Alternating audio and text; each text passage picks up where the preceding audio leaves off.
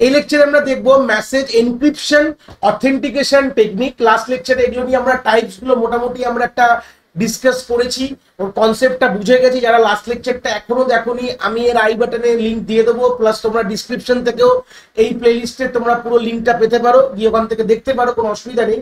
তো আমরা লাস্ট লেকচারে মোটামুটি অথেন্টিকেশন টেকনিক কাকে, অথেন্টিকেশন কি জিনিস, অথেন্টিকেশন টেকনিক্স, টাইপস অফ, এগুলো কিন্তু মোটামুটি ডিসকাস করেছিলাম। তো আমরা প্রথম টাইপে চলে এসেছি এই লেকচারে, আমরা যেটা কিনা মেসেজ এনক্রিপশন অথেন্টিকেশন টেকনিক নিয়ে কিন্তু আমরা ডিসকাস করব।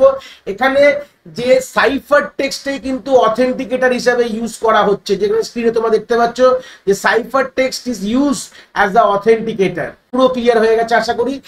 এটা দুটো ভাবেই হতে পারে, যেহেতু আমরা মোটামুটি যখন এনক্রিপশন অ্যালগরিদম দেখেছিলাম, এখানে দু রকম এনক্রিপশন অ্যালগরিদম আমরা ডিল করি, একটা হচ্ছে সিমেট্রিক এবং অ্যাসিমেট্রিক। তো সিমেট্রিক ক্ষেত্রে কিরকম হতে পারে, যেখানে তোমরা স্ক্রিনে দেখতে পাচ্ছ যে সেন্ডার সাইডে তোমার মেসেজ রয়েছে কোনোভাবে, তো মেসেজটা এনক্রিপ্ট হলো বাই ইউজিং সিক্রেট কি।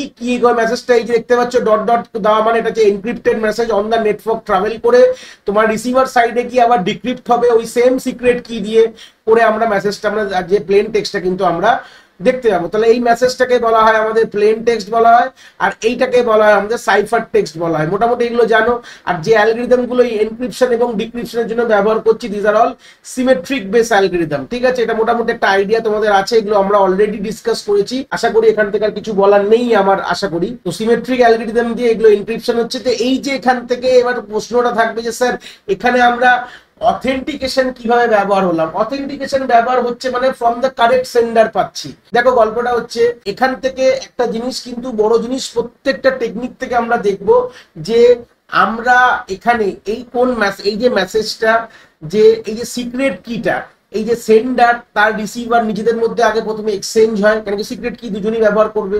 এই সিক্রেট কিটার ভিত্তিতে আমাদের মেসেজটা এনক্রিপ্ট হচ্ছে।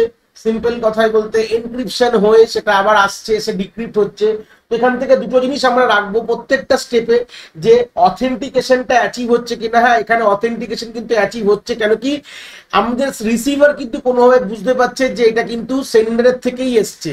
ধরে নাও এস নামক সেন্ডারের থেকে এটা এসছে, সেটা কিভাবে বুঝছি, কেন কি কিটা কোথায় আছে, এই কিটা কিন্তু এই সেন্ডারের কাছেই আছে। কেন কি যখনই কোনো কমিউনিকেশন হয় সেই মোমেন্ট অফ টাইমে সিক্রেট কিটা জেনারেট করা হয়েছে, সেটা সিক্রেটলি কোনোভাবে এক্সচেঞ্জ করা হয়েছে তাদের মধ্যে। এটা আমাদের কি এক্সচেঞ্জিং অ্যালগরিদম আছে যেটা সাহায্যে এক্সচেঞ্জ হয়। তো সেই সূত্রে দাঁড়িয়ে এক্সচেঞ্জ মানে, তার মানে এটুকু বোঝা গেল যে মোটামুটি এই যে মেসেজটা রিসিভ হয়েছে সেটা কিন্তু আমাদের সেন্ডার থেকে রিসিভ হয়েছে। তো অবভিয়াসলি আমাদের কিন্তু অথেন্টিকেশন এখান থেকে অ্যাচিভ হচ্ছে।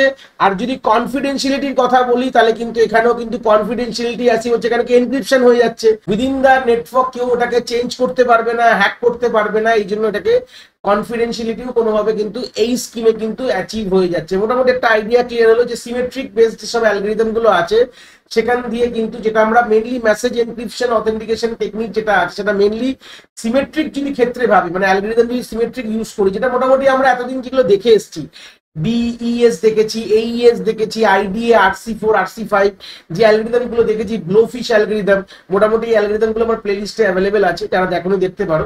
এখানে যে এনক্রিপশন যে অ্যালগরিদম গুলো ইউজ করছে, এটাই অথেন্টিকেটর হিসাবে কিন্তু ইউজ হচ্ছে। কেন কি দেখো, যখন আমরা মেসেজকে কমিউনিকেট করবো, মানে মেসেজ যখন নিজেদের মধ্যে কমিউনিকেশন হবে তার আগে থেকে সিক্রেট কিটা এক্সচেঞ্জ হয়ে যায়। তো সিক্রেট কি তার মানে জানে শুধু সেন্ডার আর রিসিভার, সেটা কেউ জানে না। তো সেই সূত্রে কিন্তু এটা এটুকু আমি আমাদের মানে অ্যাচিভ করতে পারছি, মানে এটুকু আমরা সিকিউর হতে পারছি যে না, আমাদের যে মেসেজটা রিসিভ করেছে রিসিভার, যেহেতু ওই কি দিয়ে এটাকে এনক্রিপ্ট করা যাচ্ছে, তার মানে এটা কিন্তু সেন্ডারের থেকেই এসছে, মানে এস নামক সেন্ডারের থেকেই কিন্তু এসছে। এইটুকু এখান থেকে অ্যাচিভ করে দেওয়া যাবে। তো সেম জিনিসটা যদি আমরা অ্যাসিমেট্রিক ভাবে দেখি কি কি হতে পারে, তো অ্যাসিমেট্রিক ক্ষেত্রে ছবিটা দেখলে বুঝতে পারবে, যেখানে একটা মেসেজ মানে A B K message send করছে, তো মেসেজটা আমাদের অ্যাসিমেট্রিক এনক্রিপশনে কি হয়, মেসেজটা এনক্রিপশন হয়, এখানে দুটো কি থাকে, অলরেডি কনসেপ্টগুলো আশা করি ক্লিয়ার। যেখানে আমাদের একটা পাবলিক কি থাকে, একটা প্রাইভেট কি থাকে। তো পাবলিক কি দিয়ে আমাদের এনক্রিপশন হয়, আর যখন ডিক্রিপশন হয় প্রাইভেট কি দিয়ে। এটা বেসিক আইডিয়া, ওটা আশা করি তোমরা জানো, আমরা অলরেডি এগুলো ডিসকাস করেছি, সিমেট্রিক অ্যালগরিদম কি করে কাজ করে। যারা এখনই কনসেপ্টগুলো ক্লিয়ার করোনি, যাও আমাদের এই ভিডিও ডিসক্রিপশনে প্লেলিস্ট দেওয়া, যখন থেকে ক্লিক করে বেসিকটা একবার জেনে নাও, যেখানে আমরা মেইনলি এই ইন্ট্রোডাকশন অফ অ্যাসিমেট্রিক কিতে আমি গল্পগুলো বলে দিয়েছি। যেখানে ভালো করে দেখলে বুঝতে পারবে যে আমাদের যে এনক্রিপশন হয় হচ্ছে পাবলিক কি অফ রিসিভার দিয়ে। তো এই পাবলিক কিটা যতগুলো নেটওয়ার্কে যতগুলো ইউজার্স আছে সবার কাছে কিন্তু এই পাবলিক কিটা অ্যাভেলেবেল আছে। খুব যদি ভুল না বলি। তো সেই সূত্রে গেলে এই পাবলিক কি দিয়ে এনক্রিপশন এবং যাকে পাঠাবো, যে রিসিভ করে মেসেজটা, দেখতে পাচ্ছ এটা হচ্ছে তোমার সাইফার টেক্সট। এই সাইফার টেক্সটটা যখন রিসিভ করলো বি, তখন বি তার নিজস্ব প্রাইভেট কি দিয়ে ডিক্রিপ্ট করলে সেই জিনিসটা কিন্তু মেসেজটা পড়তে পারবে। মানে এটা হচ্ছে তার প্লেন টেক্সট যদি আইডিওলজি বলি। এবার এখান থেকে একটা বড় কথা ভাবো, যেহেতু পাবলিক কি অফ বিটা যেহেতু readily available on the network, তাহলে তো একটা কথা হতে পারে যে পাবলিক কিটা তো এ যে পাঠিয়েছে এটা বি কি করে বুঝবে? বড় কথা ভাবো তো, এ যে পাঠিয়েছে এটা বি কি করে বুঝবে? দেখো এ যে পাঠাচ্ছে এই যে মেসেজটা এনক্রিপ্ট করে, এটা কিন্তু ও বুঝতে পারবে না। এখানে এরকম যদি হতে পারে যে সি নামক কোনো একটি সেন্ডারও তো এটা পাঠাতে পারে, ও তো এনক্রিপ্ট করতে পারে বাই ইউজিং আমাদের পাবলিক কি অফ বি দিয়ে এনক্রিপ্ট করে মেসেজটা পাঠিয়ে দিয়েছে, এরকমও তো হতে পারে। তো বি কোনোদিনই বুঝবে না এটা কে পাঠিয়েছে। তো অ্যাসিমেট্রিক যে ওয়ে অফ এনক্রিপশন অ্যালগরিদমে আমরা যেভাবে ডিজাইন করা আছে, এখান থেকে কিন্তু কোনোভাবে হয়তো কনফিডেন্সিয়ালিটি খুব অ্যাচিভ হয়ে যাচ্ছে, মানে সিকিউরলি ট্রাভার্স করছে অন দ্য নেটওয়ার্ক, কিন্তু বি কোনোভাবে কিন্তু বুঝতে পারছে না। B can not identify from whom the data is coming. B কোনোভাবেই বুঝতে পারছে না যে ডেটা কার থেকে আসছে। যে এই জন্য যে বুঝতে পারছে না বলেই কিন্তু এখানে কিন্তু এটা অথেন্টিকেশন কিন্তু কোনোভাবে এটা অ্যাচিভ করা যাচ্ছে না। যদি এরকম নর্মাল স্কিমে আমি যদি করি, তাহলে বেসিক যেটা আরএসএ অ্যালগরিদম তোমরা পড়েছিলে, তা আরএসএ অ্যালগরিদম কোনোভাবেই কিন্তু অথেন্টিকেট করা যায় না। ওটা এনক্রিপশন করা যাচ্ছে, বাট অথেন্টিকেট কোনোভাবে করা যায় না যেটা কার থেকে আসছে। তো সেই সূত্রে দাঁড়িয়ে এটাকে আমি যদি একটু মডিফাই করে দিলাম।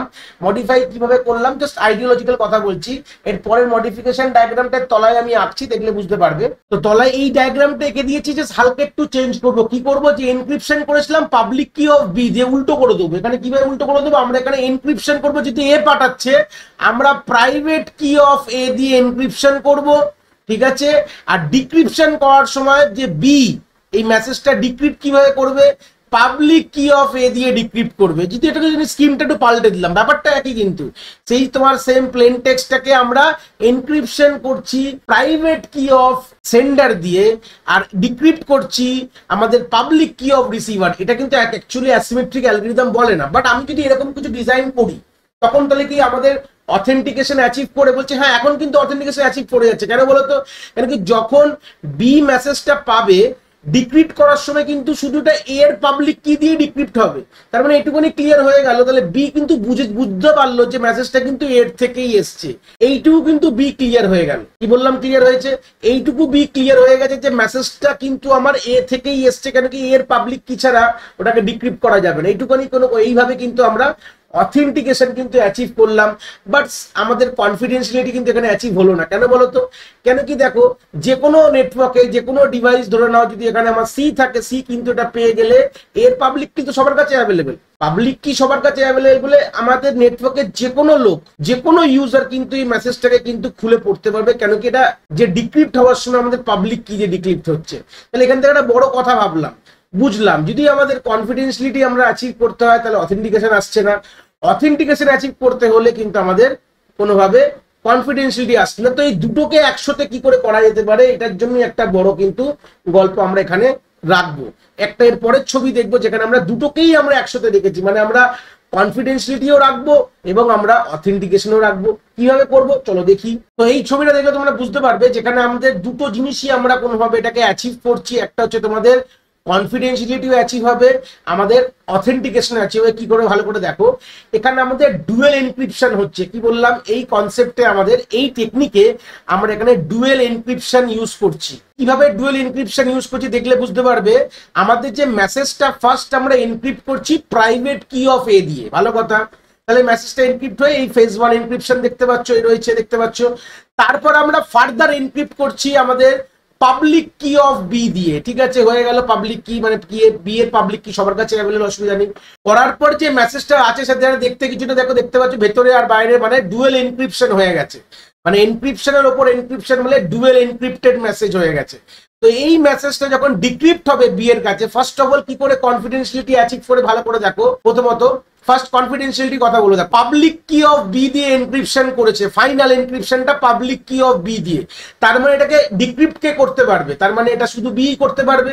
তার মানে দেখো ফার্স্ট যে ডিক্রিপশনটা দেখো আমরা প্রাইভেট কি অফ বি দিয়ে করেছি, তাহলে এখান থেকে আমরা কি পেলাম, মানে এইটুকু জায়গা থেকে আমরা পেয়ে গেলাম যে আমরা কনফিডেন্সিয়ালিটি অ্যাচিভ করলাম। কেন, আমি এ বি কে পাঠাচ্ছিল, তার মানে অন দ্য নেটওয়ার্ক যে কেউ এই মেসেজটা পাক না কেন সে ডিক্রিপ্ট করতে পারবে না। কেন, এটা অনলি বি এর প্রাইভেট কি দিয়ে শুধু ডিক্রিপ্ট হবে। বুঝতে পেরেছি? তো সেই সূত্রে দাঁড়িয়ে আমরা ফার্স্ট ফেজে কি করলাম, আমরা কোনোভাবে কনফিডেন্সিয়ালিটি অ্যাচিভ করলাম যে আমার যে মেসেজটা অন দ্য নেটওয়ার্কে যাকে পাঠাচ্ছি সেই শুধু কোনোভাবে কিন্তু এটাকে ডিক্রিপ্ট করতে পারবে, বা এটা অন্য কেউ কোনোভাবে চেঞ্জ করতে পারবে অন দ্য নেটওয়ার্কে, মানে ডেটা ইন্টিগ্রিটিও কোনোভাবে কিন্তু অ্যাচিভ করছি এই কেসে।